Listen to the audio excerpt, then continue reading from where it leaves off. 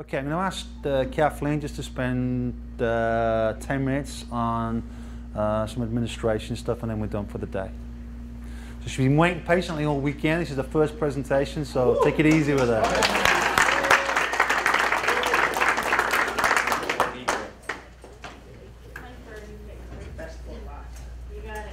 Mark, you're not going to put that bomb up again? Fireworks for her, mate. Yeah.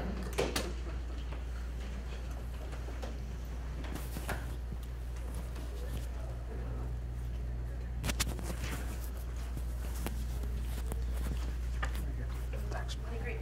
Okay, welcome. I'm going to make this quick and painless and easy as we can since we can't roll. I'm sure you all know much to break up. Okay, so Mark asked me to do a quick administrative presentation with you guys. And first I'm going to introduce myself and give you some information of where I come from and what I do. The second is we're going to quickly discuss an efficiency analysis that was done with the coaching department. And the third is working relationships with you guys, MLFs and LFs. And last, the role of the LF and the clinic management. Bear with me, a lot of this information was touched upon by Mark and Tim today, so I may just skip over some slides or just reiterate some points that I find should be stressed a little bit more before we end today, okay? So the first one is, for some of you that don't know me, I was hired in 2009 with OSA with the referee development department, so I'm from the dark side. Sorry, demo. As you know, I've been there for 4 years, and with Estelle being gone, coaching needed to fill the spot quickly, and I was willing to get there. So big shoes to fill, but hopefully I can help you guys as much as she did.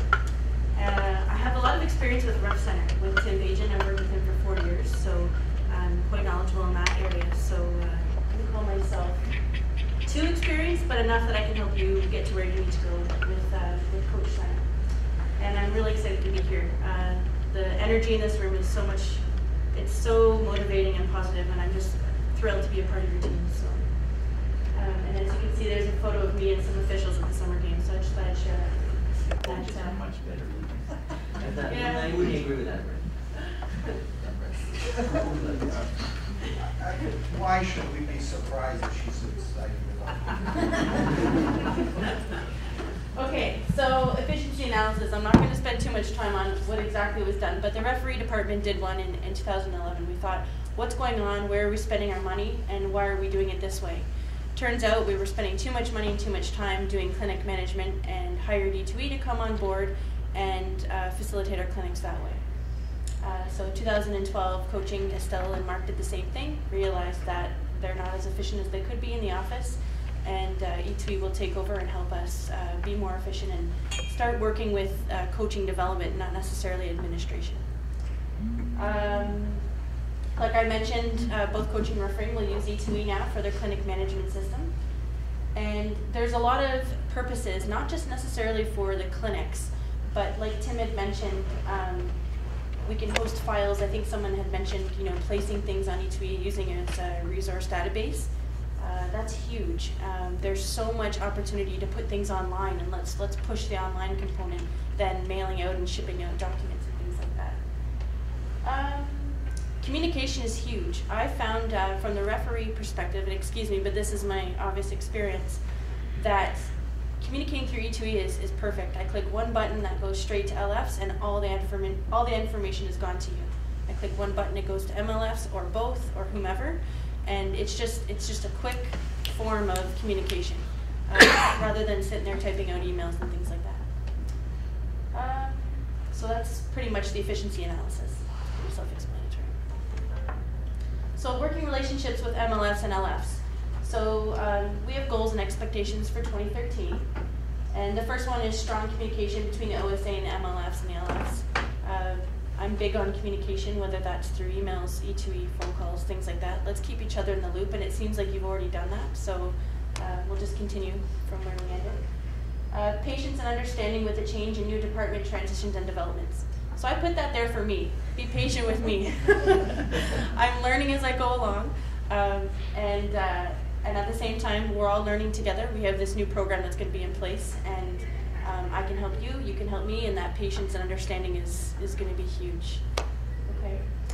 And support and teamwork. So like I said, you support me, I'll support you, let's work together. There's 2 of us, there's however many hundreds in the province, so let's be a team and help each other out. Mark touched upon this. All of you have now been assigned to MLFs. You should all know at this point who your MLF is. Does anybody not know who their MLF is? No? Okay, good. So just to briefly talk about the new LFs. Who are the new ones in the room? Can you just put your hands up? Yes, we've got quite a few. Okay. Okay, so just so you know, Mark touched upon this already, but I'm just going to reiterate that you have to observe a clinic with a facilitator. Then you co-facilitate 2 clinics, and then you can go on and do your own. And I believe you had that question about that earlier today. So I'm just going to show you an example. I'm not going to get into too much detail, but from the refing, from Ref Center, well, it's not as big as I thought it would be. What happens is, let's say a new LF contacts me and says, Kathleen, I want to sit on a clinic. How do I do that? What I will do is, as you can see here, sorry it's small, I thought it would be a bit bigger, but when the LF is assigned to that course, what I'll do is I'll put the LF here, so the new LF that wants to sit on and just observe. So that way you know you'll be assigned to it, and you'll know the clinic information, so date, time, location, who the LF is, and things like that. So you'll also be a part of that communication of the email. You've been assigned as a co, or you'd like to view this clinic, here's the information. Okay? Is everybody clear on that? Okay, great. Okay, so here, these are just the step-by-step process. It's so basic and brief right now for the clinics. But step 1 is learning a facilitator to create an account with E2E and set up availability. So Tim went over that with you. We're going to do that this week. You'll get something from me that will say, okay guys, on you go, and let's get the ball rolling. So that's step 1. Step 2 is I approve the clinics and assign the LFs and MLFs as well as the evaluators. So, and then step 3 is the LF to accept the assignment, communicate with the club, and organize the clinic. Step 4, clinic takes place and the LF confirms attendance and closes the clinic. Step 5, you send in your expense claim forms, and step 6 is I process them. Okay, pretty basic, simple. We haven't changed the process from last year, so. Okay, clinic assignments will go in the following order. So those who are associated with clubs or club head coaches or technical directors, can you put your hands up? Okay, so there's quite a few of you. Mark had mentioned to me and stressed the fact that I need to get a letter from your club stating that you will be conducting clinics on their behalf in 2013. Okay, so that's you know, a letter or an email that could come to me from whomever in your club that is going to agree to that. Simply because now when the clinics come in, I'll know to attach you to that, the LF to that course, and then the payment structure will change based on that. Is everybody clear on that? That's reactive start option 1. Okay, so if we're going for the $20, you need to have a contract with the club to be able to deliver that course for the club. Okay, so let's just say that we want to use Bob, but Bob works for Richmond Hill, and Glen Shields want to bring him in. They can still have Bob, but they have to pay $50 per coach because Bob's not a member of staff. Does that make sense? Is it a member, one person or member of staff? He needs to be a member of staff. Okay. So he has to have a contract with the club. So it could be a technical person, it could be a sub coach, it could be a, but you must be a paid member of staff from that club. Makes sense. Yep, good. So the sooner those come in to me, the better. So you can start tomorrow if you'd like. Okay. Clinics will be organized by district, so assignments will be done by first availability and then by district or vice versa. Tim did touch upon that, so show of hands, how many people are from Peel here? Pardon? Okay, so we've got quite a few. So let's say there's a clinic in Peel Halton, and you all are available, all your names will pop up, and then based on your previous assignments or things like that, we'll be able to assign you based on your district. If there's nobody available in Peel Halton and there's a clinic going on, then guess what? We're going to go to the neighboring district and pull someone from there. Okay. LFs will be offered a course via E2E, obviously. The LF will receive an email notification and you'll have 48 hours to respond. Tim can turn on an option, which I think is great, that an email goes to you, you have 48 hours to accept or decline. If you don't, it just takes you right off the system and puts it right back out there, and then I reassign to somebody else. And actually what can be done, thinking about it, is if you don't accept or decline, then your availability gets changed to unavailable for those days. So the Saturday and the Sunday that you're asked to instruct could change to you just not being available now completely with the scheduling. Okay. E2E will track all the appointments, including accepts and declines. So I have an example here, and I'm sorry, I thought this would show up a bit bigger, but Adamo is an instructor for referee clinics, and this is actually his profile here. So it shows that he was assigned to this clinic, and the date, time, location, all that stuff. And then right here is his name, and it shows that he's accepted. He's had 3 courses in the past. He's declined. Sorry, I can't even see what it says. Oh, he's instructed 3. He's accepted all 3. No, sorry. Accepted 3. I can't see what that says. Instructed, accepted, declined. Okay. So it'll show that he instructed 3. He accepted 3. And he may have declined 1 or 2. I can't read that number anyway. So, and it just shows decline. So let's say if, I don't know if he's a bad person, and he declines 10 clinics that I've sent him, well, guess what? I'm not going to send him any more. I've sent you 10. I'm not going to do it anymore. Okay, so just keep that in mind, that we can track accepts, declines, or unanswered responses. Okay? Yep. You're not going to have our availability prior to it, and that Yes. will be one of the criteria? Yes, so see this part right here where it says, it'll say learning facilitator, and it's a drop-down option. So what will happen is, based on your availability, your name will pop up in this drop-down option. If you're not available, your name just won't show up, right? So if I pick the drop-down and Adamo's name comes, oh, he's available, okay. And these are the people in the pool of, let's say, for example, Peel Halton.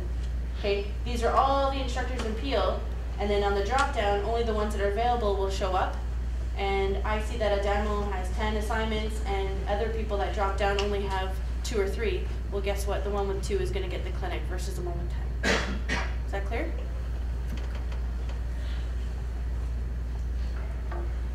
Okay, so we touched upon this actually just in this last group work that Mark did before the clinic. So you work with the clubs to ensure they have the minimum participants.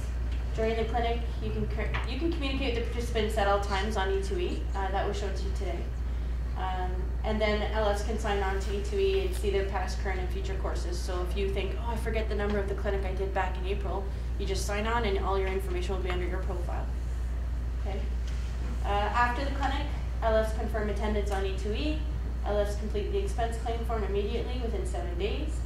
And NCC upload, Tim had mentioned that happens almost immediately following the course. Mark told me to mention to you that we don't control when NCCP actually uploads our data. So just keep that in mind when you're instructing or facilitating, that if coaches ask you, when is my information going to be sent to NCCP, you can just say they do bulk uploads. There's no timeline on when they do it, but it will be done within the season. So, okay. And then once the clinic is complete, coaches can sign and print out sign on and print out as many certifications as possible. So you put one in your bag, you put one in your car, you can show your husband or wife and all that goodness. So you can print out as many as you'd like, and if you lose that one, well, it's all online. Okay? Okay, so just to briefly go over expenses, nothing's changed from last year. So the same thing, you can claim the mileage of 35 cents per kilometer. Accommodations, just let me or Mark know, you know, if I've sent you up to Timmins to do a clinic, you need a hotel, okay, understandable. Meals will not be covered by the OSA, so that's under at your own expense. But if you send them to Timmins, the meals would be covered, wouldn't it? You got a hunt up there, man. You gotta fly fish. Okay, flies. Okay, I briefly wanted to talk about direct deposit. In the referee department, we had people fill out direct deposit forms, so that once you finished your clinic, you send in your expense claim form, I process it, send it to finance, and guess what? It's in your bank account right away. You don't have to wait for a check to be signed and mailed and all that stuff. So we're working on that at the moment. So once that's confirmed with our finance department, we'll send you the forms and you can choose whether or not you'd like to have direct deposit. If you like the checks, that's fine. Or if you want it straight into your bank account so your wife can spend your money, that's fine too. Okay, so what's that? Or husband. Or husbands. Husbands don't do that, right, wives? Like okay, and Mark and I agreed that your expense claims will be processed 2 times per month. So it won't. If you hand them in to me Monday, I'm not going to have them sent to finance on Tuesday. It's going to be 2 times a month. I'll sit down and send out the claim forms, and so that way we can get the ball rolling and ensure that once you finish your clinic, you shouldn't have to wait 2-3 months to get paid. You should get that payment sooner.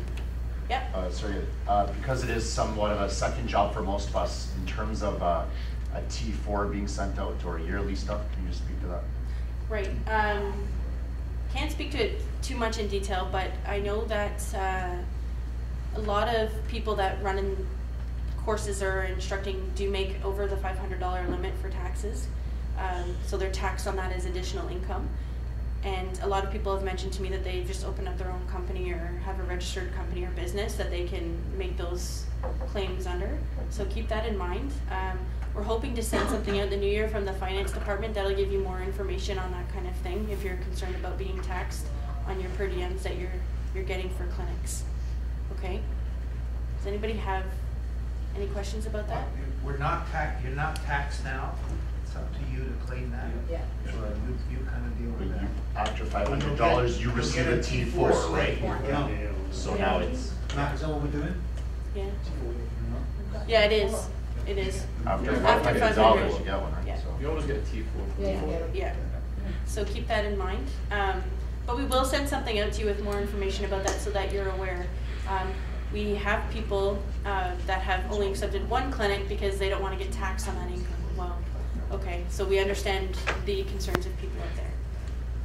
Okay, just for clarity, what I'm hearing you saying is I could get the finance department to pay my company. Yeah. And that is in right now active or is something you're working on? It's active right now, but to give you more information on the clarity of the terms and things like that, I can send you more information. Yeah. Okay. Okay, so we know that the active start is 4 hours and your per diem is 160.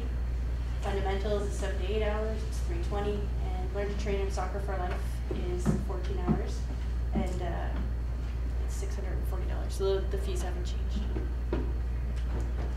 Here I did a simple expense claim form. Now, keep in mind I'm coming from refereeing, so we have to walk people through step by step of how we want things done. That's my excuse. Okay, so obviously you fill in your name, your address, your information. Dates, SIN number is huge. Our finance department will send back claim forms if they don't have your SIN number on file. Okay, so keep that in mind. Just to reiterate this, you want to put the date of the clinic number and the type of clinic. So clinic 21, active start. The account number I'll fill in, so you can leave that blank. Kilometers, just put in your number. If you travel 121 kilometers, just times that by 0.35, and that goes in your travel column here. And then your per diem, admin is only if you spend money elsewhere. That's been approved by the OSA.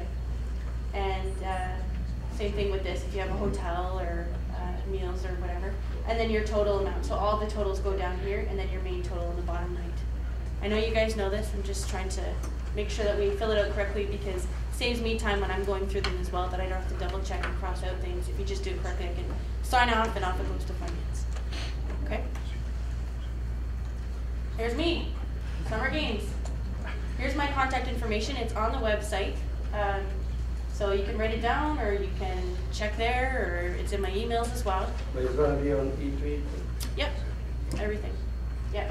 So I just put a little note here. When sending emails, please don't CC Mark on everything. He's getting bombarded with emails. So you can bombard me with emails. And if I need to send it to him, I will. Unless there's something you need to address to him personally. Yep. Last year there was Go ahead. Last year there was a learning facilitator email address. Is that still active, or if it's an LF question, we send the learning facilitator?